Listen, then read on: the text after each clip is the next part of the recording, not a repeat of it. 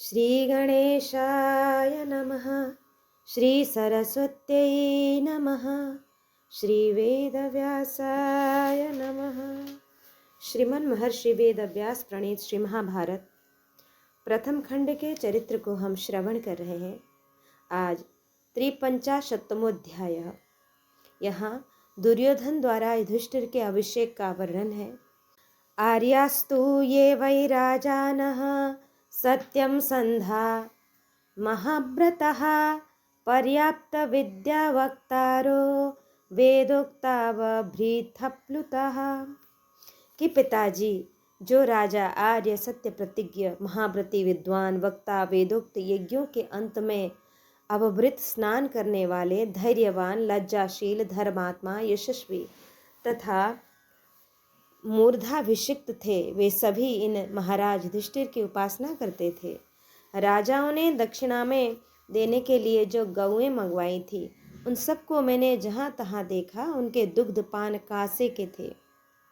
वे सब की सब जंगलों में खुली चरने वाली थीं तथा उनकी संख्या कई हजार थी। भारत राजा लोग युधिष्ठिर के अभिषेक के लिए स्वयं ही प्रयत्न करके शांत चित्त हो सत्कार पूर्वक छोटे बड़े पात्र उठा उठा कर ले आए थे। बाल्हिक नरेश रथ ले आए जो सुवर्ण से सजाया गया था। सुदक्षिण ने उस रथ में काम्बोज देश के सफेद घोड़े जोत दिए। महाबली सुनीत ने बड़ी प्रसन्नता के साथ उसमें अनुकर्ष रथ के नीचे लगाने योग्य काष्ठ लगा दिया। चेदीराज ने स्वयं उस रथ में ध्वजा फहरा दी। दक्षिण देश के राजा ने कवच दिया। मगध नरेश ने माला और पगड़ी प्रस्तुत की। महान धनुर्धर वसुदा ने 60 वर्ष की अवस्था का एक गजराज उपस्थित कर दिया। मत्स्य नरेश ने सुवर्ण चटित धुरी ला दी। एकलव्य ने पैरों के समीप जूते लाकर रख दिए। अवंती नरेश ने अभिषेक के लिए अनेक प्रकार का जल एकत्र कर दिया। चेकितान ने तुणीर और काशीराज ने धनुष अर्पित किया। शल्य ने अच्छी मूठ वाली तलवार तथा छींके पर रखा हुआ सुवर्ण भूषित कलश प्रदान किया।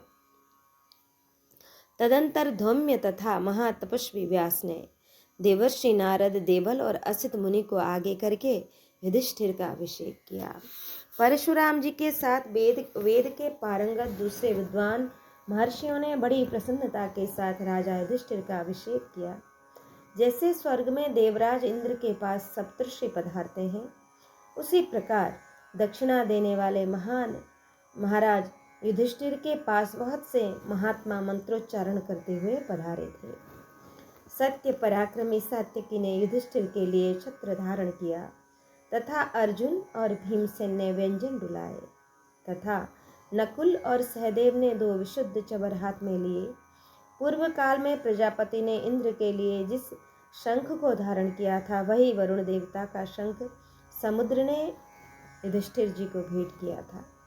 विश्वकर्मा ने 1000 स्वर्ण मुद्राओं से जिस शक्य पात्र छींके पर रखे हुए सुवर्ण कलश का निर्माण किया था, उसमें स्थित समुद्र जल को शंख में लेकर श्री कृष्ण ने युधिष्ठिर का अभिषेक किया। उस समय वहां मुझे मूर्छा आ गई थी। पिताजी, लोग जल लाने के लिए पूर्व से पश्चिम समुद्र तक जाते हैं, दक्षिण समुद्र की भी यात्रा करते हैं, परंतु उत्तर समुद्र तक पक्षियों के सिवा और कोई नहीं जाता। किंतु वहां भी अर्जुन पहुंच गए। वहां अभिषेक के समय सैकड़ों मंगलकारी शंख एक साथ ही जोर जोर से बजने लगे थे, जिससे मेरे रोंगटे खड़े हो गए। उस समय वहां जो तेजोहीन भूपाल थे, वे भय के मारे मूर्छित होकर गिर पड़े। धृष्टद्युम्न, 5 पांडव, सात्यकी और 8वें श्री कृष्ण, यही धैर्य पूर्वक स्थित रहे। ये सभी पराक्रम संपन्न तथा एक दूसरे का प्रिय करने वाले हैं। वे मुझे तथा अन्य राजाओं को अचेत हुए देखकर उस समय जोर जोर से हंस रहे थे। भारत तदंतर अर्जुन ने प्रसन्न होकर 500 बैलों को, जिनके सींगों में सोना मड़ा हुआ था, मुख्य मुख्य ब्राह्मणों में बांट दिया। पिताजी, न रंतिदेव, न नाभाग, न मानधाता, न मनु, न वेन नंदन राजा पृथु, न भगीरथ, न ययाति और न नहुष। ऐसे ऐश्वर्य संपन्न और न ही नहुष वैसे ऐश्वर्य संपन्न सम्राट थे जैसे कि आज राजा युधिष्ठिर है। कुंती नंदन युधिष्ठिर राजसु यज्ञ पूर्ण करके अत्यंत उच्च कोटि के राजलक्ष्मी से संपन्न हो गए। ये शक्तिशाली महाराज हरिश्चंद्र की भांति सुशोभित होते हैं। भारत, हरिश्चंद्र की भांति कुंती नंदन युधिष्ठिर की इस राजलक्ष्मी को देखकर मेरा जीवित रहना आप किस दृष्टि से अच्छा समझते हैं? राजन, यह युग अंधे विधाता से बंधा हुआ है, इसलिए इसमें सब बातें उल्टी हो रही हैं। छोटे बढ़ रहे हैं और बड़े हीन दशा में गिरते जा रहे हैं। गुरु प्रवीर, ऐसा देखकर अच्छी तरह विचार करने पर भी मुझे चैन नहीं पड़ता।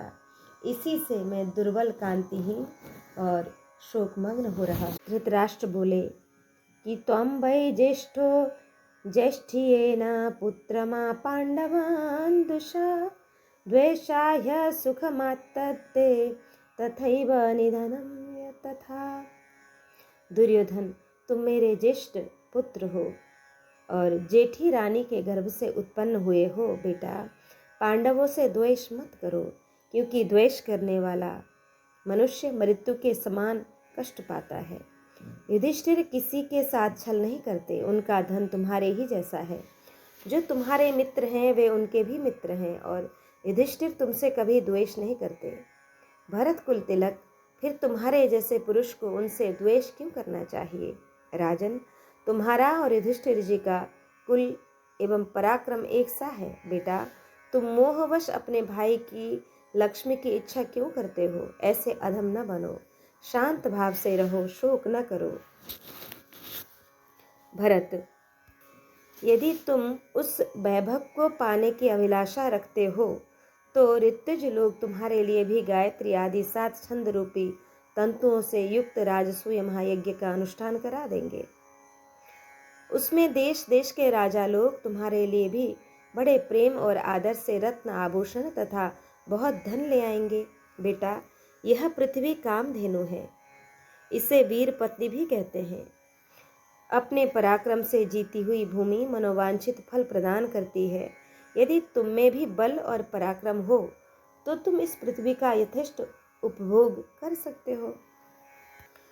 तात, दूसरे के धन की स्पृहा रखना नीच पुरुषों का काम है।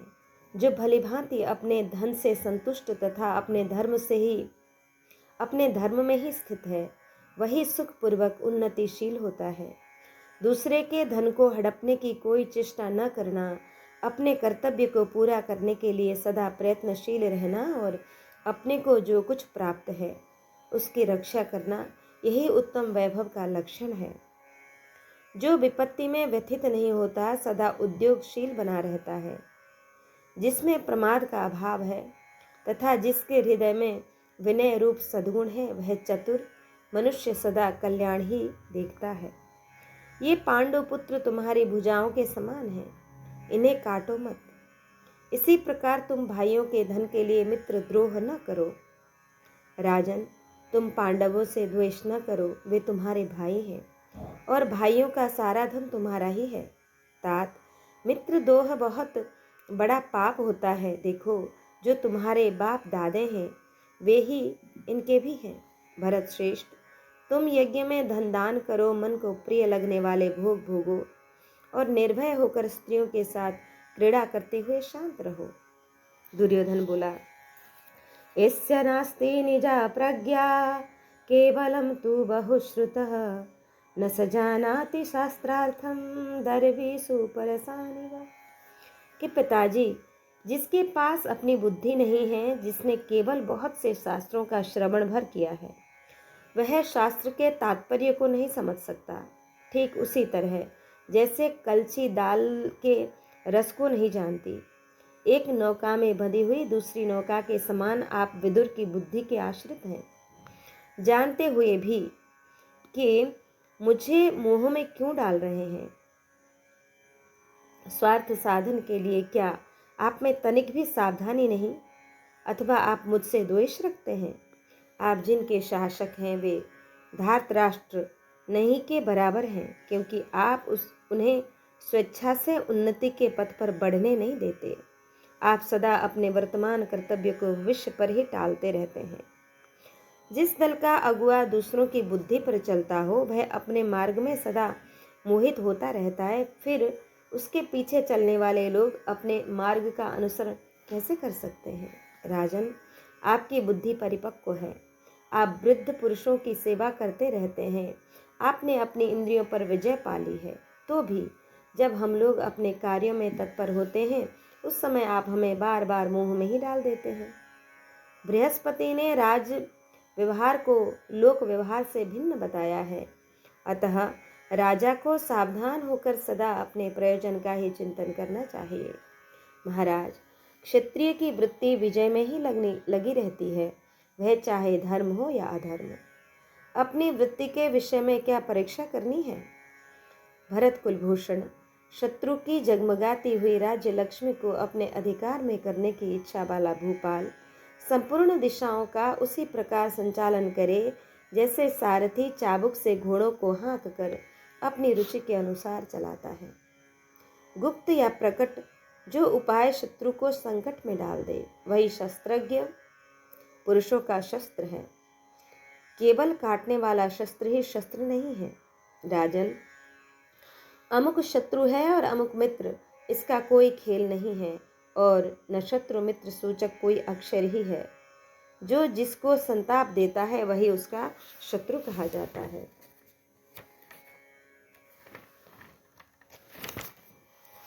असंतोष ही लक्ष्मी की प्राप्ति का मूल कारण है, अतः मैं असंतोष चाहता हूँ। राजन, जो अपनी उन्नति के लिए प्रयत्न करता है उसका वह प्रयत्न ही सर्वोत्तम नीति है। ऐश्वर्य अथवा धन में ममता नहीं करनी चाहिए, क्योंकि पहले के उपार्जित धन को दूसरे लोग बलात् छीन लेते हैं। यही राजधर्म माना गया है। इंद्र ने नमुची से कभी वैर न करने की प्रतिज्ञा करके उस पर विश्वास जमाया और मौका देखकर उसका सिर काट लिया। तात, शत्रु के प्रति इसी प्रकार का व्यवहार सदा से होता चला आ रहा है। यह इंद्र को भी मान्य है। जैसे सर्प बिल में रहने वाले चूहों आदि को निगल जाता है, उसी प्रकार यह भूमि विरोध न करने वाले राजा तथा परदेश में न विचरने वाले ब्राह्मण सन्यासी को ग्रस लेती है। नरेश्वर, मनुष्य का जन्म से कोई शत्रु नहीं होता। जिसके साथ एक सी जीविका होती है, अर्थात जो लोग एक ही वृत्ति से जीवन निर्वाह करते हैं, वे ही ईर्ष्या के कारण आपस में एक दूसरे के शत्रु हैं और दूसरे नहीं। जो निरंतर बढ़ते हुए शत्रु पक्ष की ओर से मोहवश उदासीन हो जाता है, बढ़े हुए रोग की भांति शत्रु उस उदासीन राजा की जड़ काट डालता है। जैसे वृक्ष की जड़ में उत्पन्न हुई दीमक उसमें लगी रहने के कारण उस वृक्ष को ही खा जाती है, वैसे ही छोटा सा भी शत्रु यदि पराक्रम से बहुत बढ़ जाए तो वह पहले के प्रबल शत्रु को भी नष्ट कर डालता है। भरत कुलभूषण, अजमेर नंदन, आपको शत्रु की लक्ष्मी अच्छी नहीं लगनी चाहिए। हर समय न्याय को सिर पर चढ़ाए रखना भी बुद्धिमानों के लिए भार ही तो है। जो जन्म काल से शरीर आदि की वृद्धि के समान धन वृद्धि की भी अभिलाषा करता है, वह कुटुंबी जनों में बहुत आगे बढ़ जाता है। पराक्रम करना तत्काल उन्नति का कारण है। जब तक मैं पांडवों की संपत्ति को प्राप्त न कर लूं, तब तक मेरे मन में दुविधा ही रहेगी। इसलिए या तो मैं पांडवों की उस संपत्ति को ले लूंगा अथवा युद्ध में मरकर सो जाऊंगा, तभी मेरी दुविधा मिटेगी। महाराज, आज जो मेरी दशा है इसमें मेरे जीवित रहने से क्या लाभ? पांडव प्रतिदिन उन्नति कर रहे हैं और हम लोगों की वृद्धि उन्नति अस्थिर है, अधिक काल तक टिकने वाली नहीं जान पड़ती है। शकुने कहता है कि यात्वमेतां श्रियं दृष्ट्वा पांडुपुत्रे युधिष्ठिरे तप्यसेतां हरिष्यामि द्यूतेन जयतां वर। कि विजयी वीरों में श्रेष्ठ दुर्योधन तुम पांडु पुत्र युधिष्ठिर की जिस लक्ष्मी को देखकर संतप्त हो रहे हो, उसका मैं द्युत के द्वारा अपहरण कर लूंगा। परंतु राजन, तुम कुंती पुत्र युधिष्ठिर को बुला लो। मैं किसी संशय में पड़े बिना, सेना के सामने युद्ध किए बिना, केवल पासे फेंक कर स्वयं किसी प्रकार की क्षति उठाए बिना ही पांडवों को जीत लूंगा, क्योंकि मैं द्युत विद्या का ज्ञाता हूँ और पांडव इस कला से अनभिज्ञ हैं। भारत, दावों को मेरे धनुष समझो और पासों को मेरे बाण। पासों का जो हृदय मर्म है, उसी को मेरे धनुष की प्रत्यंचा समझो, और जहाँ से पासे फेंके जाते हैं, वह स्थान ही मेरा रथ समझो। दुर्योधन बोला, राजन, ये मामा जी पासे फेंकने की कला में निपुण हैं। ये द्युत के द्वारा पांडवों से उनकी संपत्ति ले लेने का उत्साह रखते हैं, इसके लिए इन्हें आज्ञा दीजिए। धृतराष्ट्र बोले कि बेटा, मैं अपने भाई महात्मा विदुर की सम्मति के अनुसार चलता हूँ। उनसे मिलकर यह जान सकूंगा कि इस कार्य के विषय में क्या निश्चय करना चाहिए। दुर्योधन बोला, पिताजी, विदुर सब प्रकार से संशय रहित हैं। वे आपकी बुद्धि को जुए के निश्चय से हटा देंगे। कुरुनंदन, वे जैसे पांडवों के हित में संलग्न रहते हैं, वैसे मेरे हित में नहीं। मनुष्य को चाहिए कि वह अपना कार्य दूसरे के बल पर न करे। कुरुराज, किसी भी कार्य में दो पुरुषों की राय पूर्णता से नहीं मिलती। मूर्ख मनुष्य भय का त्याग और आत्मरक्षा करते हुए भी यदि चुपचाप बैठा रहे, उद्योग न करे, तो वह वर्षा काल में भीगी हुई चटाई के समान नष्ट हो जाता है। रोग अथवा यमराज इस बात की प्रतीक्षा नहीं करते कि इसने श्रेय प्राप्त कर लिया या नहीं। अतः जब तक अपने में सामर्थ्य हो, तभी तक अपने हित का साधन कर लेना चाहिए। धृतराष्ट्र ने कहा, बेटा, मुझे तो बलवानों के साथ विरोध करना किसी प्रकार भी अच्छा नहीं लगता, क्योंकि वैर विरोध बड़ा भारी झगड़ा खड़ा कर देता है, जो कुल के विनाश के लिए बिना लोहे का शस्त्र है। राजकुमार, तुम द्युत रूपी अनर्थ को ही अर्थ मान रहे हो। यह जुआ कलह को ही गुथने वाला एवं अत्यंत भयंकर है। यदि किसी प्रकार यह शुरू हो गया तो तीखी तलवारों और बाणों की भी सृष्टि कर देगा। दुर्योधन बोला, पिताजी, पुराने लोगों ने भी द्वित क्रीड़ा का व्यवहार किया है, उसमें न तो दोष है और न युद्ध ही होता है। अतः आप शकुनी मामा की बात मान लीजिए और शीघ्र ही यहाँ द्युत के लिए सभा मंडप बन जाने की आज्ञा दीजिए। यह जुआ हम खेलने वालों के लिए एक विशिष्ट स्वर्गीय सुख का द्वार है। इसके आसपास बैठने वाले लोगों के लिए भी वह वैसा ही सुखद होता है। इस प्रकार इसमें पांडवों को भी हमारे समान ही सुख प्राप्त होगा। अतः आप पांडवों के साथ द्वित क्रीड़ा की व्यवस्था कीजिए। धृतराष्ट्र ने कहा, बेटा, तुमने जो बात कही है वह मुझे अच्छी नहीं लगती। नरेंद्र, जैसी तुम्हारी रुचि हो वैसा करो। जुए का आरंभ करने पर मेरी बातों को याद करके तुम पीछे पछताओगे, क्योंकि ऐसी बातें जो तुम्हारे मुख से निकली हैं धर्मानुकूल नहीं कही जा सकती। बुद्धि और विद्या का अनुसरण करने वाले विद्वान विदुर ने यह सब परिणाम पहले से ही देख लिया था। क्षत्रियों के लिए विनाशकारी वही यह महान भय मुझ विवश के सामने आ रहा है। वैशंपायन जी कहते हैं, जन्मेजय, ऐसा कहकर बुद्धिमान राजा धृतराष्ट्र ने दैव को परम दुस्तर माना और दैव के प्रताप से ही उनके चित्त पर मोह छा गया। वे कर्तव्य अकर्तव्य का निर्णय करने में असमर्थ हो गए। फिर पुत्र की बात मानकर उन्होंने सेवकों को आज्ञा दी कि शीघ्र ही तत्पर होकर तोरण स्फाटिक नामक सभा तैयार कराओ। उसमें सुवर्ण तथा वैदुर्य से जटित 1000 खंभे और 100 दरवाजे हों। उस सुंदर सभा की लंबाई चौड़ाई 1-1 कोस की होनी चाहिए। उनकी यह आज्ञा सुनकर तेज काम करने वाले चतुर एवं बड़े बुद्धिमान सहस्त्रों शिल्पी निर्भीक होकर काम में लग गए। उन्होंने शीघ्र ही वह सभा तैयार कर दी और उसमें सब तरह की वस्तुएं यथास्थान सजा दी। थोड़े ही समय में तैयार हुई उस असंख्य रत्नों से सुशोभित रमणीय एवं विचित्र सभा को अद्भुत सोने के आसनों द्वारा सजा दिया गया। तत्पश्चात विश्वस्त सेवकों ने राजा धृतराष्ट्र को उस सभा भवन के तैयार हो जाने की सूचना दी। तत्पश्चात विद्वान राजा धृतराष्ट्र ने मंत्रियों में प्रधान विदुर को यह आज्ञा दी कि तुम राजकुमार युधिष्ठिर के पास जाकर मेरी आज्ञा से उन्हें शीघ्र यहाँ लिवा लाओ। उनसे कहना, मेरी यह विचित्र सभा अनेक प्रकार के रत्नों से जटित है। इसे बहुमूल्य शैयाओं और आसनों द्वारा सजाया गया है। युधिष्ठिर, तुम अपने भाइयों के साथ यहाँ आकर इसे देखो और इसमें सुहृदों की द्युत क्रीड़ा प्रारंभ करो। वैशंपायन जी कहते हैं कि जन्मेजय अपने पुत्र दुर्योधन का मत जानकर राजा धृतराष्ट्र ने दैव को दुस्तर माना और यह कार्य किया। विद्वानों में श्रेष्ठ विदुर ने धृतराष्ट्र का वह अन्यायपूर्ण आदेश सुनकर भाई की उस बात का अभिनंदन नहीं किया और इस प्रकार कहा कि नाभिनंदे नृपते प्रैषमेतं मैवं कृथा कुलनाशाद बिभेमि पुत्रैर्भिर्नैकलहस्ते ध्रुवं स्याद् देतच्छंके द्युतकृते नरेंद्र। महाराज, मैं आपके इस आदेश का अभिनंदन नहीं करता। आप ऐसा काम मत कीजिए, इससे मुझे समस्त कुल के विनाश का भय है। नरेंद्र, पुत्रों में भेद होने पर निश्चय ही आपको कलह का सामना करना पड़ेगा।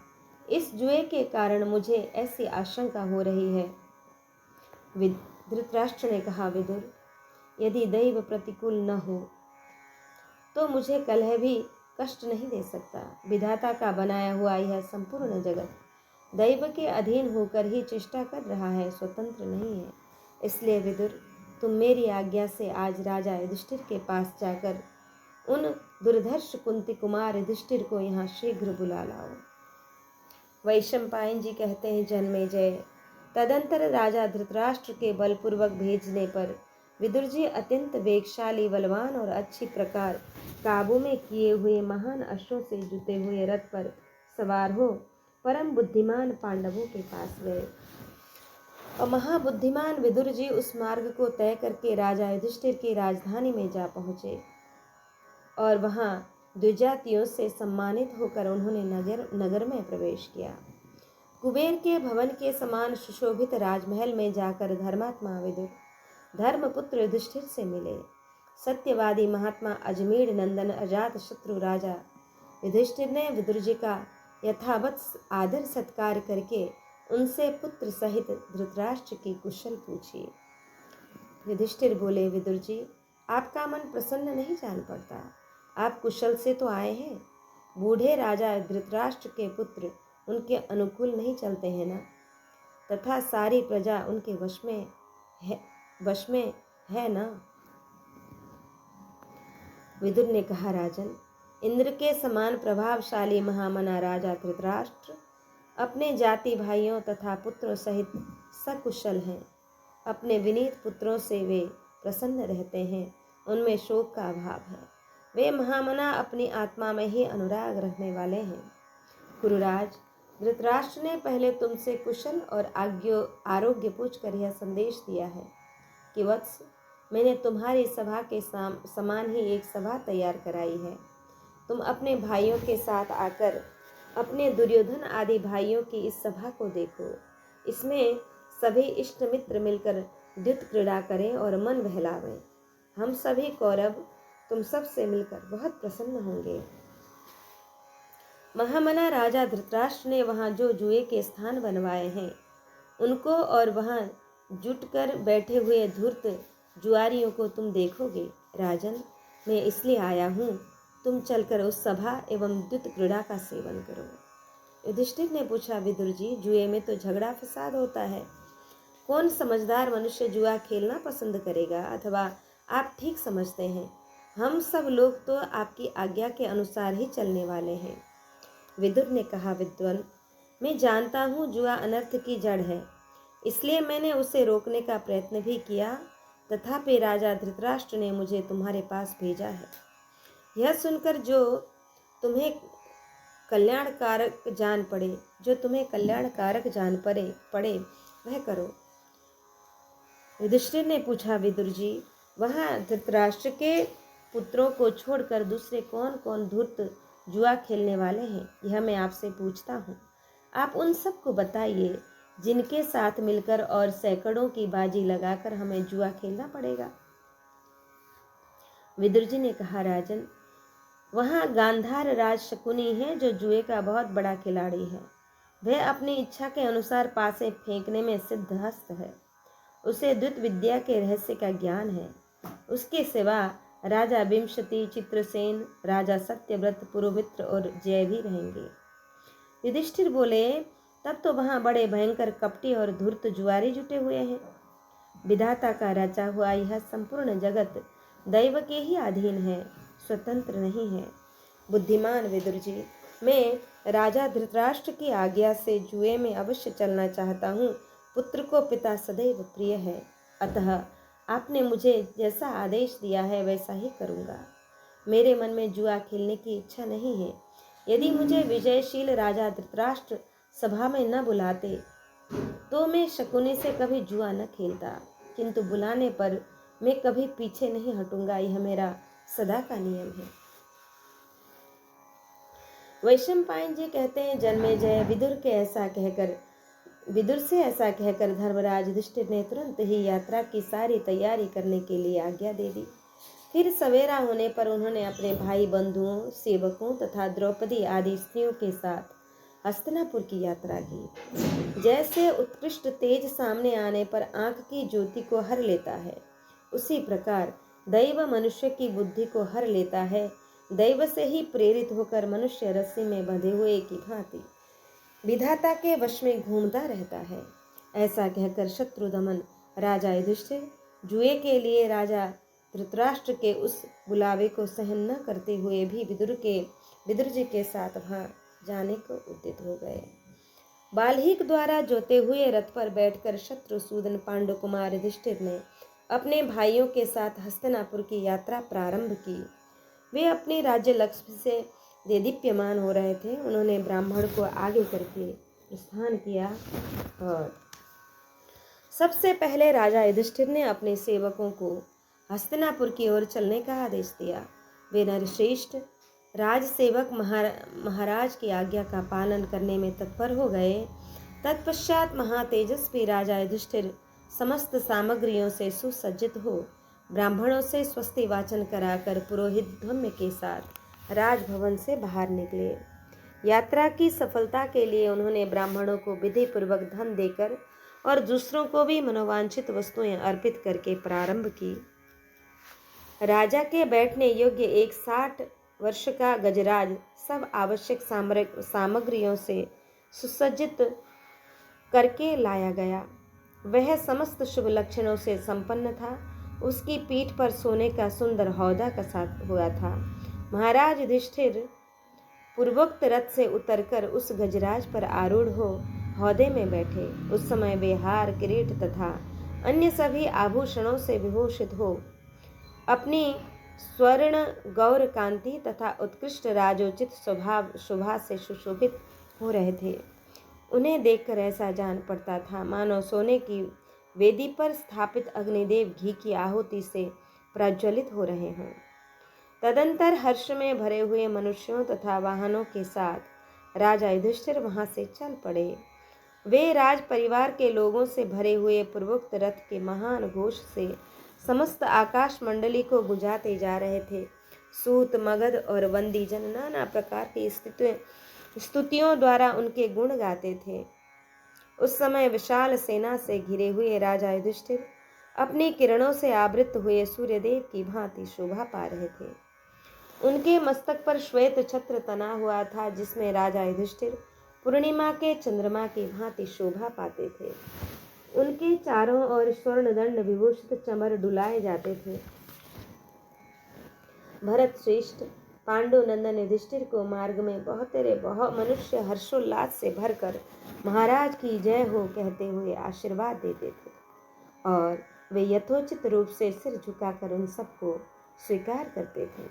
उस मार्ग में दूसरे बहुत से मनुष्य एकाग्र चित्त हो मृगों और पक्षियों की सी आवाज में निरंतर सुखपूर्वक पुरुराज युधिष्ठिर की स्तुति करते थे। जन्मेजय इस प्रकार जो सैनिक राजा युधिष्ठिर के पीछे जा रहे थे, उनका कोलाहल भी समूचे आकाश मंडल को स्तब्ध करके गूंज रहा था। हाथी की पीठ पर बैठे हुए बलवान भीमसेन राजा के आगे आगे जा रहे थे।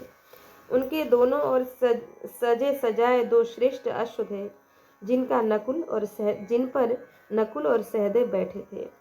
भरत श्रेष्ठ वे दोनों भाई स्वयं तो अपने रूप सौंदर्य से सुशोभित थे ही, उस विशाल सेना की भी शोभा बढ़ा रहे थे। शस्त्रधारियों में श्रेष्ठ परम बुद्धिमान श्वेत वाहन अर्जुन अग्निदेव के दिए हुए रथ पर बैठकर गांडीव धनुष धारण किए महाराज के पीछे पीछे जा रहे थे। राजन, कुरुराज युधिष्ठिर सेना के बीच में चल रहे थे। द्रौपदी आदि स्त्रियां अपनी सेविकाओं तथा आवश्यक सामग्रियों के साथ सैकड़ों विचित्र शिबिकाओं पालकियों पर आरूढ़ हो बड़ी भारी सेना के साथ महाराज के आगे आगे जा रही थी। पांडवों की वह सेना हाथी घोड़ों तथा पैदल सैनिकों से भरी पूरी थी। उसमें बहुत से रथ भी थे, जिनकी ध्वजाओं पर पताकाएं फहरा रही थी। उन सभी रथों में खड्ग आदि अस्त्र शस्त्र संग्रहित थे। पैदल सैनिकों का कोलाहल सब ओर फैल रहा था। राजन, शंख दुंदुभी ताल वेणु और वीणा आदि वाद्यों की तुमुल ध्वनि वहां गूंज रही थी। उस समय हस्तिनापुर की ओर जाती हुई पांडवों की उस सेना की बड़ी शोभा हो रही थी। जन्मेजय कुरुराज युधिष्ठिर अनेक सरोवर नदी वन और उपवन को लांघते हुए हस्तिनापुर के समीप जा पहुंचे। वहां उन्होंने एक सुखद एवं समतल प्रदेश में सैनिकों सहित पड़ाव डाल दिया। उसी छावनी में पांडुपुत्र युधिष्ठिर स्वयं भी ठहर गए। राजन, तदंतर विदुर जी ने शोकाकुल वाणी में महाराज युधिष्ठिर को वहां का सारा वृत्तांत ठीक ठीक बता दिया कि धृतराष्ट्र क्या करना चाहते हैं और इस द्युत क्रीड़ा के पीछे क्या रहस्य है।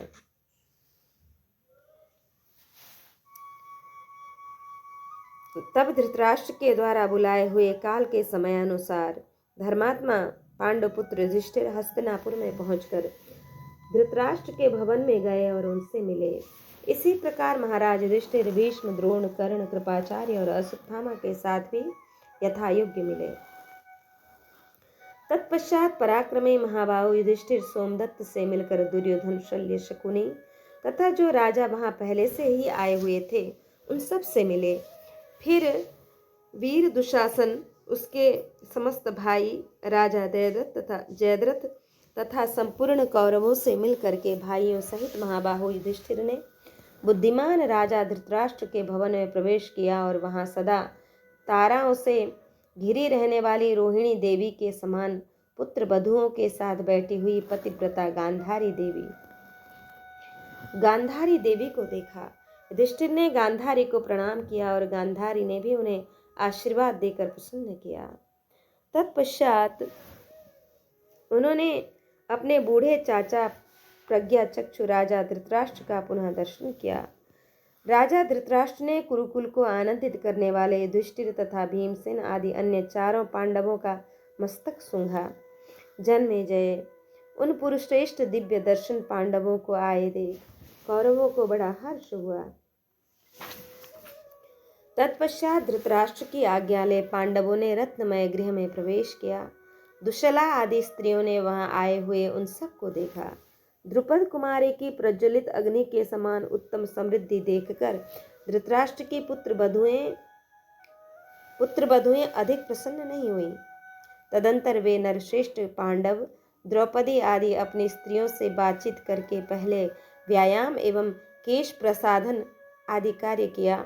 तदंतर नित्य कर्म करके सबने अपने को दिव्य चंदन आदि से विभूषित किया। तत्पश्चात मन में कल्याण की भावना रखने वाले पांडव ब्राह्मणों से स्वस्ति वाचन कराकर मनोनुकूल भोजन करने के पश्चात शयन गृह में गए। वहां स्त्रियों द्वारा अपने सुयश का गान सुनते हुए वे कुरुकुल के श्रेष्ठ पुरुष सो गए। उनकी वह पुण्यमयी रात्रि रति विलास पूर्ण समाप्त हुई।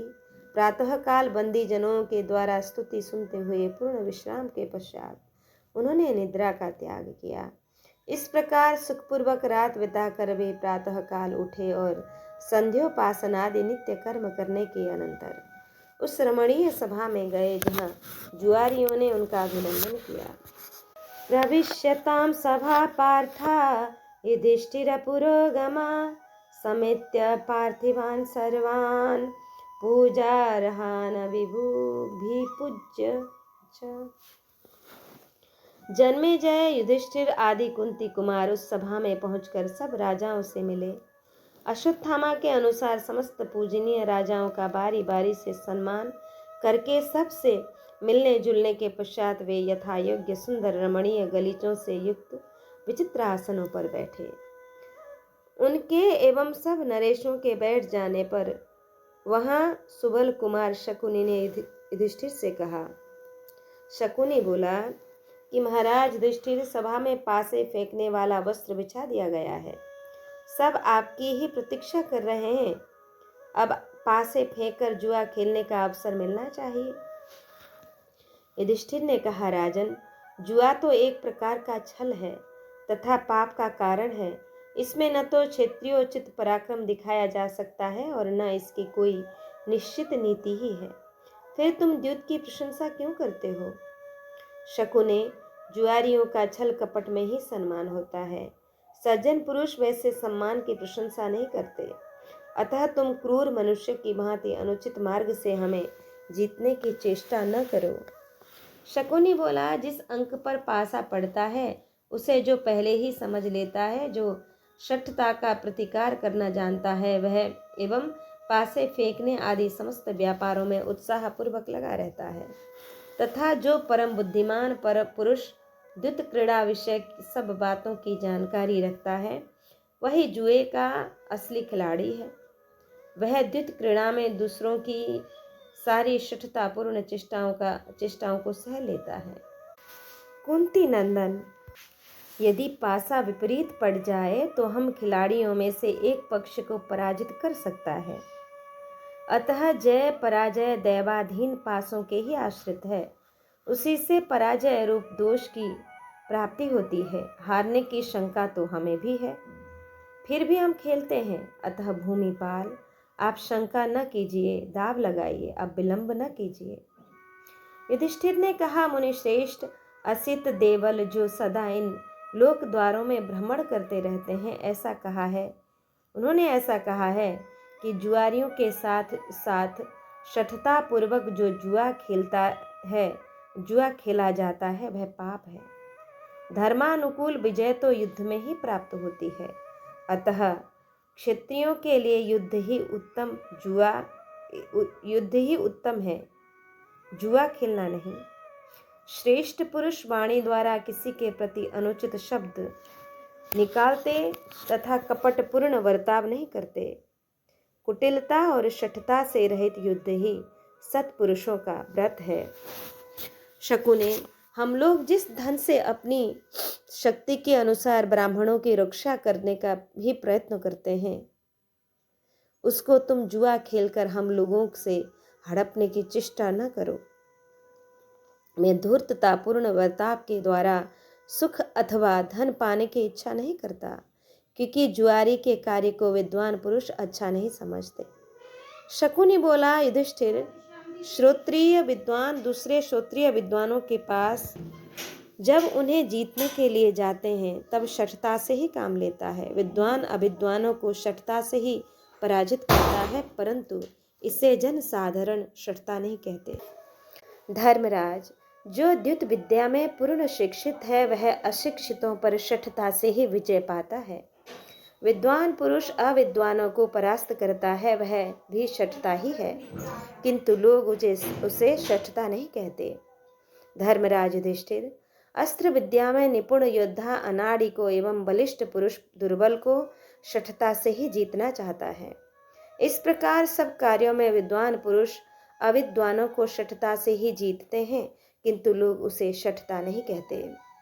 इसी प्रकार आप यदि मेरे पास आकर यह मानते हैं कि आपके साथ शठता की जाएगी, यदि आपको भय मालूम होता है, तो इस जुए के खेल से निवृत्त हो जाइए। युधिष्ठिर ने कहा कि राजन, मैं बुलाने के पीछे नहीं हटता। मैं बुलाने पर पीछे नहीं हटता, यह मेरा निश्चित व्रत है। दैव बलवान है, मैं दैव के वश में हूँ। अच्छा, तो यहाँ जिन लोगों का जमाव हुआ है, उनमें से किसके साथ मुझे जुआ खेलना होगा? मेरे मुकाबले में बैठकर दूसरा कौन पुरुष दांव लगाएगा, इसका निश्चय हो जाए तो जुआ का खेल प्रारंभ हो। दुर्योधन बोला, महाराज, दाव पर लगाने के लिए धन और रत्न तो मैं दूंगा, परंतु मेरी ओर से खेलेंगे ये मेरे मामा शकुनी। युधिष्ठिर ने कहा, दूसरे के लिए दूसरों का जुआ खेलना मुझे तो अनुचित ही प्रतीत होता है। विद्वान, इस बात को समझ लो, फिर इच्छा अनुसार जुए का खेल प्रारंभ करो। वैशंपायन जी कहते हैं, राजन, जब जुए का खेल प्रारंभ होने लगा, उस समय राजा लोग धृतराष्ट्र को आगे करके उस सभा में आए। भारत, भीष्म, द्रोण, कृप और परम बुद्धिमान विदुर, ये सब लोग असंतुष्ट चित्त से ही धृतराष्ट्र के पीछे पीछे वहां आए। सिंह के समान ग्रीवा वाले वे महा तेजस्वी राजा लोग कहीं एक एक आसन पर दो दो तथा कहीं पृथक पृथक एक एक आसन पर एक ही व्यक्ति बैठे। इस प्रकार उन्होंने वहां रखे हुए बहुत संख्यक विचित्र सिंहासनों को ग्रहण किया। राजन, जैसे महाभाग देवताओं के एकत्र होने से स्वर्गलोक सुशोभित होता है, उसी प्रकार उन आगंतुक नरेशों से उस सभा की बड़ी शोभा हो रही थी। महाराज, वे सब के सब वेदवेत्ता एवं शूरवीर थे तथा उनके शरीर तेजो से युक्त थे। उनके बैठ जाने के अनंतर वहां सूर्योदय की द्युत क्रीड़ा प्रारंभ हुई। युधिष्ठिर ने कहा, राजन, यह समुद्र के आवर्त में उत्पन्न हुआ कांतिमान मणिरत्न बहुत बड़े मूल्य का है। मेरे हारों में यह सर्वोत्तम है, इस पर उत्तम सुवर्ण जड़ा गया है। राजन, मेरी ओर से यही धन दाव पर रखा गया है। इसके बदले में तुम्हारी ओर से कौन सा धन दाव पर रखा जाता है, जिस धन के द्वारा तुम मेरे साथ खेलना चाहते हो? दुर्योधन बोला, मेरे पास भी मणियां और बहुत सा धन है। मुझे अपने धन पर अहंकार नहीं है। आप इस जुए को जीतिए। वैशंपायन जी कहते हैं, जन्मेजय, तदंतर पासे फेंकने की कला में अत्यंत निपुण शकुनी ने उन पासों को हाथ में लिया और उन्हें फेंक कर युधिष्ठिर से कहा, लो, यह दाव मैंने जीता। युधिष्ठिर ने कहा, शकुने, तुमने छल से इस दाव में मुझे हरा दिया। इसी पर तुम गर्वित हो उठे हो। आओ, हम लोग पुनः परस्पर पासे फेंक कर जुआ खेलें। मेरे पास हजारों निष्को से मतलब प्राचीन काल में प्रचलित एक सिक्का, जो एक कर्ष अथवा 16 मासे सोने का होता था। बहुत सी पेटियां रखी हैं।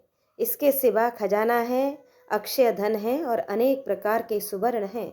राजन, मेरा यह सब धन दांव पर लगा दिया गया।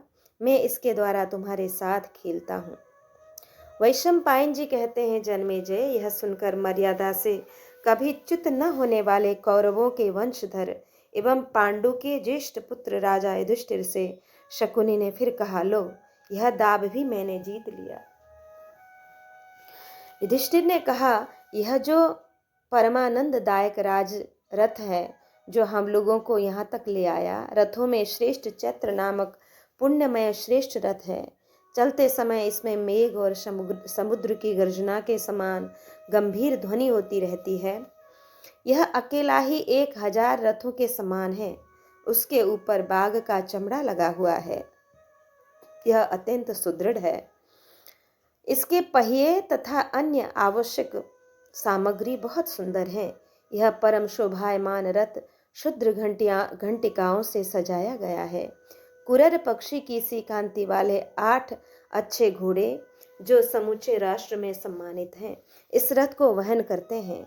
भूमि का स्पर्श करने वाला कोई भी प्राणी इन घोड़ों के सामने पड़ जाने पर बच नहीं सकता। राजन, इन घोड़ों सहित यह रथ मेरा धन है, जिसे दाव पर रखकर मैं तुम्हारे साथ जुआ खेलता हूँ।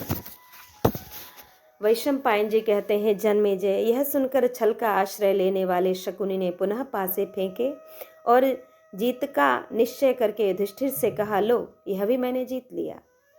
युधिष्ठिर ने कहा, मेरे पास 1,00,000 तरुणी दासियां हैं जो सुवर्णमय मांगलिक आभूषण धारण करती हैं, जिनके हाथों में शंख की चूड़ियां, बाहों में भुजबंद, कंठ में निष्कों का हार तथा अन्य अंगों में भी सुंदर आभूषण हैं। बहुमूल्य हार उनकी शोभा बढ़ाते हैं। उनके वस्त्र बहुत ही सुंदर हैं। वे अपने शरीर में चंदन का लेप करती हैं और मणि और सुवर्ण धारण करती हैं तथा 64 कलाओं में निपुण, नृत्य और गाने में भी वे कुशल हैं। ये सब की सब मेरे आदेश से स्नातकों, मंत्रियों तथा राजाओं की सेवा परिचर्या करती हैं। राजन, यह मेरा धन है जिसे दांव पर लगाकर मैं तुम्हारे साथ खेलता हूँ। वैशंपायन जी कहते हैं, जन्मेजय, यह सुनकर कपटी शकुनी ने पुनः जीत का निश्चय करके पासे फेंके और युधिष्ठिर से कहा, यह दाव भी मैंने जीता है।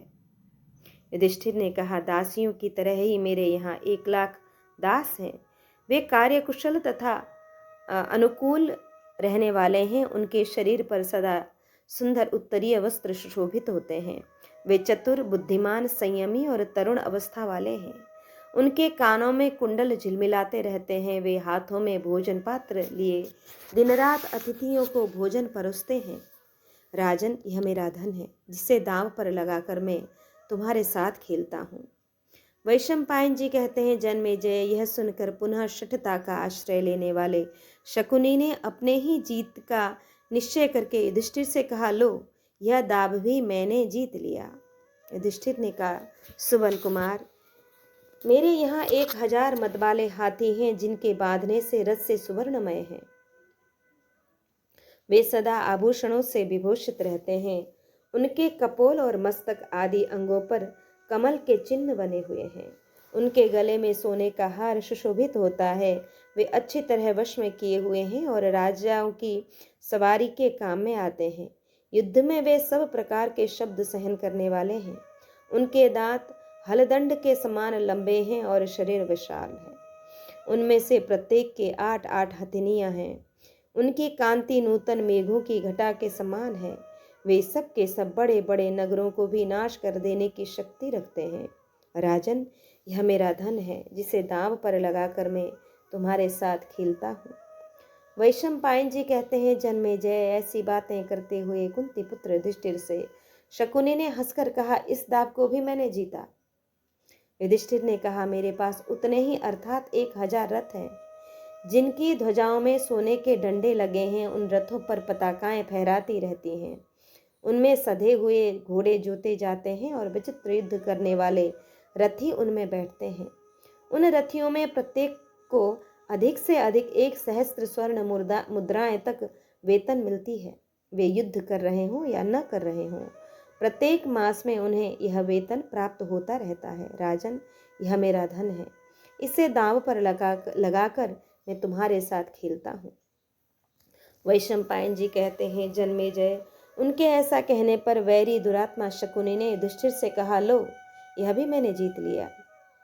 युधिष्ठिर ने कहा, मेरे यहाँ तीतर पक्षी के समान विचित्र वर्ण वाले गंधर्व देश के घोड़े हैं जो सोने के हार से विभूषित हैं। शत्रुदमन चित्ररथ गंधर्व ने युद्ध में पराजित एवं तिरस्कृत होने के पश्चात संतुष्ट हो गांडीवधारी अर्जुन को प्रेम पूर्वक वे घोड़े भेंट में दिए थे। राजन, यह मेरा धन है, इसे दांव पर लगाकर मैं तुम्हारे साथ खेलता हूँ। वैशंपायन जी कहते हैं, यह सुनकर छल का आश्रय लेने वाले शकुनी ने पुनः अपनी ही जीत का निश्चय करके युधिष्ठिर से कहा, यह दाव भी मैंने ही जीता है। युधिष्ठिर ने कहा, मेरे पास 10,000 श्रेष्ठ रथ और छकड़े हैं जिनमें छोटे बड़े वाहन सदा जुटे रहते हैं। इसी प्रकार प्रत्येक वर्ण के हजारों चुने हुए योद्धा मेरे यहाँ एक साथ रहते हैं। वे सब के सब वीरोचित पराक्रम से संपन्न एवं शूरवीर हैं। उनकी संख्या 60,000 है। वे दूध पीते और शाली के चावल का भात खाकर रहते हैं। उन सब की छाती बहुत चौड़ी है। राजन, यह मेरा धन है जिसे दांव पर रखकर मैं तुम्हारे साथ खेलता हूँ। वैशंपायन जी कहते हैं, जन्मेजय, यह सुनकर शठता के उपासक शकुनि ने पुनः युधिष्ठिर से पूर्ण निश्चय करके कहा, यह दाव भी मैंने जीता है। युधिष्ठिर ने कहा, मेरे पास तांबे और लोहे के 400 निधियां यानी खजाने से भरी हुई पेटियां हैं। प्रत्येक में 5-5 द्रोण विशुद्ध सोना भरा हुआ है। वह सारा सोना तपाकर शुद्ध किया हुआ है। उसकी कीमत आंकी नहीं जा सकती। भारत, यह मेरा धन है, जिसे दांव पर रख कर मैं तुम्हारे साथ खेलता हूँ। वैशंपायन जी कहते हैं, जन्मेजय, ऐसा सुनकर छल का आश्रय लेने वाले शकुनि ने पूर्ववत पूर्ण निश्चय के साथ युधिष्ठिर से कहा, यह दाव भी मैंने ही जीता। वैशंपायन जी कहते हैं कि एवं प्रवर्तिते द्यूते घोरे सर्पापहारिणी सर्व संशय निर्मुक्ता विदुरो वाक्यमब्रवीत्। जन्मेजय, इस प्रकार जब सर्वस्व का अपहरण करने वाली भयानक द्रुत क्रीड़ा चल रही थी, उसी समय समस्त संशयों का निवारण करने वाले विदुर जी बोल उठे। विदुर जी ने कहा, महाराज, विजानीहि यत्त्वं वक्ष्यामि भारत, मुमूर्षो रौषधमिव न रोचेतापि ते श्रुतम्। कि भरत कुल तिलक महाराज धृतराष्ट्र, मरणासन्न रोगी को जैसे औषधि अच्छी नहीं लगती, इसी प्रकार आप लोगों को मेरी शास्त्र सम्मत बात भी अच्छी नहीं लगेगी। फिर भी मैं आपसे जो कुछ कह रहा हूँ उसे अच्छी तरह सुनिए और समझिए। यह भरत वंश का विनाश करने वाला पापी दुर्योधन पहले जब गर्भ से बाहर निकला था, गीदड़ के समान जोर जोर से चिल्लाने लगा था। अतः यह निश्चय ही आप लोगों के विनाश का कारण बनेगा। राजन, दुर्योधन के रूप में आपके घर के भीतर एक गीदड़ निवास कर रहा है, परंतु आप मोहवश इस बात को समझ नहीं पाते। सुनिए, मैं आपको शुक्राचार्य की कही हुई नीति की बात बतलाता हूँ। मधु बेचने वाला मनुष्य जब कहीं ऊंचे वृक्ष आदि पर मधु का छत्ता देख लेता है, तब वहां से गिरने की संभावना की ओर ध्यान नहीं देता। वह ऊंचे स्थान पर चढ़कर या तो मधु पाकर मग्न हो जाता है अथवा उस स्थान से नीचे गिर जाता है। वैसे ही यह दुर्योधन जुए के नशे में इतना उन्मत्त हो गया है कि मधुमत्त पुरुष की भांति अपने ऊपर आने वाले संकट को नहीं देखता। महारथी पांडवों के साथ बैर करके हमें पतन के गर्त में गिरकर मरना पड़ेगा, इस बात को समझ नहीं पा रहा है। महाप्राज्ञ, मुझे मालूम है कि भोज वंश के एक नरेश ने पूर्व काल में पूर्ववासियों के हित की इच्छा से अपने कुमारगामी पुत्र का परित्याग कर दिया था। अंधकों, यादवों और भोजों ने मिलकर कंस को त्याग दिया तथा उन्हीं के आदेश से शत्रुघाती श्री कृष्ण ने उसको मार डाला। इस प्रकार उसके मारे जाने से समस्त बंधु बांधव सदा के लिए सुखी हो गए। आप भी आज्ञा दें तो ये सब पिशाची अर्जुन इस दुर्योधन को बंदी बना ले सकते हैं। दुर्योधन को बंदी बना सकते हैं।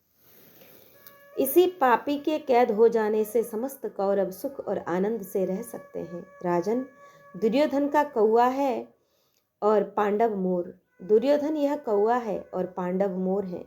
इस कौवे को देकर आप विचित्र पंख वाले मयूरों को खरीद लीजिए। इस गीदड़ के द्वारा इन पांडव रूपी शेरों को अपनाइए। शोक के समुद्र में डूबकर प्राण न दीजिए। समूचे कुल की भलाई के लिए एक मनुष्य को त्याग दे, गांव के हित के लिए एक कुल को छोड़ दे, देश की भलाई के लिए एक गांव को त्याग दे और आत्मा के उद्धार के लिए सारी पृथ्वी का परित्याग कर दे। सबके मनोभावों को जानने वाले तथा सब शत्रुओं के लिए भयंकर सर्वज्ञ शुक्राचार्य ने जम्ब दैत्य को त्याग करने के समय समस्त बड़े बड़े असुरों से यह कथा सुनाई थी कि एक वन में कुछ पंछी रहते थे। वे अपने मुख से सोना उगला करते थे। एक दिन जब वे अपने घोंसलों में आराम से बैठे थे, उस देश के राजा ने उन्हें लोभवश मरवा डाला। शत्रुओं को संताप देने वाले नरेश, उस राजा को एक साथ बहुत सा सुवर्ण पा लेने की इच्छा थी। उपभोग के लोभ ने उसे अंधा बना दिया। अतः उसने उस धन के लोभ से उन पक्षियों का वध करके वर्तमान और भविष्य दोनों लाभों को तत्काल नाश कर दिया। राजन, इसी प्रकार आप पांडवों का सारा धन हड़प लेने के लोभ से उनके साथ द्रोह न करें, अन्यथा उन पक्षियों की हिंसा करने वाले राजा की भांति आपको भी मोहवश पश्चाताप करना ही पड़ेगा। इस द्रोह से आपका उसी तरह सर्वनाश हो जाएगा जैसे बंसी का कांटा निगल लेने से मछली का नाश हो जाता है। भरत कुलभूषण, जैसे माली उद्यानों के वृक्षों को बार बार सींचता रहता है और समय समय पर उसने खिले पुष्पों को चुनता भी रहता है, उसी प्रकार आप पांडव रूपी वृक्षों को स्नेह जल से सींचते हुए उनसे उत्पन्न होने वाले धन रूपी पुष्पों को लेते रहिए। जैसे कोयला बनाने वाला वृक्ष को जलाकर भस्म कर देता है, उसी प्रकार आप इन्हें जड़ मूल सहित जलाने की चेष्टा न कीजिए। कहीं ऐसा न हो कि पांडवों के साथ विरोध करने के कारण आपको पुत्र मंत्री और सेना के साथ यमलोक में जाना पड़े। भरत वंशीय राजन, देवताओं सहित साक्षात देवराज इंद्र ही क्यों न हो, जब कुंती पुत्र संगठित होकर युद्ध के लिए तैयार होंगे, उनका मुकाबला कौन कर सकता है। फिर विदुर ने कहा, महाराज, जुआ खेलना झगड़े की जड़ है। इससे आपस में फूट पैदा होती है जो बड़े भयंकर संकट की सृष्टि करती है। यह धृतराष्ट्र पुत्र दुर्योधन उसी का आश्रय लेकर इस समय भयानक वैर की सृष्टि कर रहा है। दुर्योधन के अपराध से प्रतीत शंतनु भीमसेन कुरुकुल के एक पूर्व पुरुष थे ये, तथा बाल्हिक के वंशज सब प्रकार से घोर संकट में पड़ जाएंगे। जैसे मतवाला बैल मदोन्मत्त होकर स्वयं ही अपने सींगों को तोड़ लेता है, उसी प्रकार यह दुर्योधन मदांधता के कारण स्वयं अपने राज्य से मंगल का बहिष्कार कर रहा है। राजन, जो वीर और विद्वान मनुष्य अपनी दृष्टि की अवहेलना करके दूसरे के चित्त के अनुसार चलता है, वह समुद्र में मूर्ख नाविक द्वारा चलाई जाती हुई नाव पर बैठे हुए मनुष्य के समान भयंकर विपत्ति में पड़ जाता है। दुर्योधन पांडुनंदन युधिष्ठिर के साथ दांव लगाकर जुआ खेल रहा है, साथ ही वह जीत भी रहा है। यह सोचकर तुम बहुत प्रसन्न हो रहे हो, किंतु आज का यह अतिशय विनोद शीघ्र ही भयंकर युद्ध के रूप में परिणत होने वाला है, जिससे अगणित मनुष्य का संहार होगा। जुआ अधपतन करने वाला होता है, परंतु शकुनी ने इसे उत्तम मानकर यहाँ उपस्थित किया है। यह जुए का निश्चय आप लोगों के हृदय में गुप्त मंत्रणा के पश्चात स्थिर हुआ है, परंतु यह जुए का खेल आपके अपने ही बंधु युधिष्ठिर के साथ आपके विचार और इच्छा के विरुद्ध कलह के रूप में परिणत हो जाएगा। प्रतीप और शंतनु के वंशजों कौरवों की सभा में मेरी कही हुई यह बात ध्यान से सुनो, यह विद्वानों को भी मान्य है। तुम लोग इस मूर्ख दुर्योधन के पीछे चलकर वैर की धधकती हुई भयानक आग में न कूदो। जुए के मद में भूले हुए अजात शत्रु युधिष्ठिर जब अपना क्रोध न रोक सकेंगे, तथा भीमसेन, अर्जुन एवं नकुल सहदेव भी जब क्रुद्ध हो उठेंगे, उस समय घमासान युद्ध छिड़ जाने पर विपत्ति के महासागर में डूबते हुए तुम लोगों का कौन आश्रयदाता होगा। कि महाराज, आप जुए से पहले भी मन से जितना धन चाहते उतना धन पा सकते थे। यदि अत्यंत धनवान पांडवों को आपने जुए के द्वारा जीत ही लिया, तो इससे आपका क्या होगा। कुंती के पुत्र स्वयं ही धन स्वरूप हैं, आप इन्हीं को अपनाइए। मैं सुबल पुत्र शकुनी का जुआ खेलना कैसा है यह जानता हूँ। यह पर्वतीय नरेश जुए की सारी कपट विद्या को जानता है। मेरी इच्छा है कि यह शकुनी जहाँ से आया है वहीं लौट जाए। भारत, इस तरह कौरवों तथा पांडवों में युद्ध की आग न भड़काओ। अब दुर्योधन बोला, विदुर, तुम सदा हमारे शत्रुओं के ही सुयश की डींग हाँकते रहते हो और हम सभी धृतराष्ट्र के पुत्रों की निंदा किया करते हो। तुम किसके प्रेमी हो यह हम जानते हैं। हमें मूर्ख समझकर तुम सदा हमारा अपमान ही करते रहते हो। जो दूसरों को चाहने वाला है वह मनुष्य पहचान में आ जाता है, क्योंकि वह जिसके प्रति द्वेष होता है उसकी निंदा और जिसके प्रति राग होता है उसकी प्रशंसा में संलग्न रहता है। तुम्हारा हृदय हमारे प्रति किस प्रकार दोष से परिपूर्ण है, यह बात तुम्हारी जिह्वा प्रकट कर देती है। तुम अपने से श्रेष्ठ पुरुषों के प्रति इस प्रकार हृदय का द्वेष न प्रकट करो। हमारे लिए तुम गोद में बैठे सांप के समान हो और बिलाप की भांति पालने वाले का ही गला घोंट रहे हो। तुम स्वामी द्रोह रखते हो, फिर भी तुम्हें लोग पापी नहीं कहते। विदुर, तुम इस पाप से डरते क्यों नहीं? हमने शत्रुओं को जीत कर धनरूप महान फल प्राप्त किया है। विदुर, तुम हमसे यहाँ कटुवचन न बोलो। तुम शत्रुओं के साथ मेल करके प्रसन्न हो रहे हो और हमारे साथ मेल करके भी हमारे शत्रुओं की प्रशंसा करके हम लोगों के बारंबार द्वेष के पात्र बन रहे हो। अभक्ष्य कटुवचन बोलने वाला मनुष्य शत्रु बन जाता है। शत्रु की प्रशंसा करते समय भी लोग अपने गूढ़ मनोभाव को छिपाए रखते हैं। निर्लज्ज विदुर, तुम भी उसी नीति का आश्रय लेकर चुप क्यों नहीं रहते? हमारे काम में बाधा क्यों डालते हो? तुम जो मन में आता है वही बके चले जाते हो। विदुर, तुम हम लोगों का अपमान न करो, तुम्हारे इस मन को हम जान चुके हैं। तुम बड़े बूढ़ों के निकट बैठकर बुद्धि सीखो, अपने पूर्वार्जित यश की रक्षा करो, दूसरों के कामों में हस्तक्षेप न करो। विदुर, मैं ही करता धरता हूँ ऐसा न समझो और हमें प्रतिदिन कड़वी बातें न कहो। मैं अपने हित के संबंध में तुमसे कोई सलाह नहीं पूछता हूँ, तुम्हारा भला हो।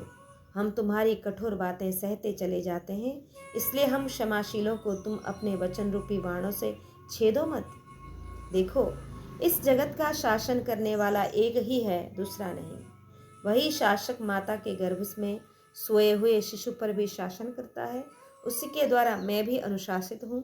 अतः जैसे जल स्वाभाविक ही नीचे की ओर जाता है, वैसे ही वह जगन नियंता मुझे जिस काम में लगाता है, मैं वैसे ही उसी काम में लगता हूँ। जिससे प्रेरित होकर मनुष्य अपने सिर से पर्वत को विदीर्ण करना चाहता है, अर्थात पत्थर पर सिर पटक कर स्वयं ही अपने को पीड़ा देता है, तथा जिनकी प्रेरणा से मनुष्य सर्प को भी दूध पिलाकर पालता है, उसी सर्वनियंता की बुद्धि समस्त जगत के कार्यों का अनुशासन करती है। जो बलपूर्वक किसी पर अपना उपदेश लादता है, वह अपने उस व्यवहार के द्वारा उसे अपना शत्रु बना लेता है। इस प्रकार मित्रता का अनुसरण करने वाले मनुष्यों को विद्वान पुरुष त्याग दे। भारत, जो पहले कपूर में आग लगाकर उसके प्रज्वलित हो जाने पर देर तक उसे बुझाने के लिए नहीं दौड़ता, वह कहीं उसकी बची हुई राख भी नहीं पाता। विदुर, जो शत्रु का पक्षपाती हो, अपने से द्वेष रखता हो, अहित करने वाला हो, ऐसे मनुष्यों को घर में नहीं रहना देना चाहिए। अतः तुम्हारी जहाँ इच्छा हो चले जाओ। कुलटा स्त्री को मीठी मीठी बातों द्वारा कितनी ही सांत्वना दी जाए, वह पति को छोड़ ही देती है। विदुर ने कहा, ओहो, एतावता पुरुषं ये त्यजन्ति तेषां वृत्तं साक्षिवद ब्रूहि राजन्। राज्ञां हि चित्तानि परिप्लुतानि शान्तं तत्त्वा मूसलैर्घातयन्ति। राजन, विदुर ने कहा, राजन, जो इस प्रकार मन के प्रतिकूल किंतु हित भरे शिक्षा देने मात्र से अपने हितैषी पुरुष को त्याग देते हैं, उनका वह बर्ताव कैसा है, यह आप साक्षी की भांति पक्षपात रहित होकर बताइए। क्योंकि राजाओं के चित्त द्वेष से भरे होते हैं, इसलिए वे सामने मीठे वचनों द्वारा सांत्वना देकर पीछे मुसलों से आघात करवाते हैं। राजकुमार दुर्योधन, तुम्हारी बुद्धि बड़ी मंद है। तुम अपने को विद्वान और मुझे मूर्ख समझते हो। जो किसी पुरुष को सुहृद के पथ पर स्थापित करके फिर स्वयं ही उस पर दोषारोपण करता है, वही मूर्ख है। जैसे श्रोत्रिय के घर में दुराचारिणी स्त्री कल्याणमय अग्निहोत्र आदि कार्यों में नहीं लाई जा सकती, उसी प्रकार मंद बुद्धि पुरुष को कल्याण के मार्ग पर नहीं लाया जा सकता। जैसे कुमारी कन्या को 60 वर्ष का बूढ़ा पति नहीं पसंद आ सकता, उसी प्रकार भरत शिरोमणि, दुर्योधन को निश्चय ही मेरा उपदेश रुचिकर नहीं प्रतीत होता। राजन, यदि तुम भले बुरे सभी कार्यों में केवल चिकनी चुपड़ी बातें ही सुनना चाहते हो तो स्त्रियों, मूर्खों, पंगुओं तथा उसी तरह के अन्य सब मनुष्यों से सलाह लिया करो। इस संसार में सदा मन को प्रिय लगने वाले वचन बोलने वाला महापापी मनुष्य भी अवश्य मिल सकता है, परंतु हितकर होते हुए भी अप्रिय वचन को कहने और सुनने वाले दोनों दुर्लभ हैं। जो धर्म में तत्पर रहकर स्वामी के प्रिय अप्रिय का विचार छोड़कर अप्रिय होने पर भी हितकर वचन बोलता है, वही राजा का सच्चा सहायक है। महाराज, जो पापी जो पी लेने पर मानसिक रोगों का नाश करने वाला है, कड़वी बातों से जिसकी उत्पत्ति होती है, जो तीखा, तापदायक, कृतिनाशक, कठोर और दूषित प्रतीत होता है, जिसे दुष्ट लोग नहीं पी सकते, तथा जो सत्पुरुषों के पीने की वस्तु है, उस क्रोध को पीकर शांत हो जाइए। मैं चाहता हूँ कि विचित्र वीर्य नंदन धृतराष्ट्र और उनके पुत्रों को सदा यश और धन दोनों प्राप्त हो, परंतु दुर्योधन, तुम जैसे रहना चाहते हो वैसे रहो, तुम्हें नमस्कार है। ब्राह्मण लोग मेरे लिए भी कल्याण का आशीर्वाद दें। गुरुनंदन, मैं एकाग्र हृदय से तुमसे यह बात बता रहा हूँ। विद्वान पुरुष उन सर्पों को कुपित न करें जो दांतों और नेत्रों से भी विष उगल सकते हैं, अर्थात ये पांडव तुम्हारे लिए सर्पों से भी अधिक भयंकर हैं, इन्हें मत छेड़ो। इस प्रकार आज के प्रसंग को श्री ठाकुर जी के चरणों में समर्पित कर आज यहाँ प्रसंग को विश्राम देते हैं।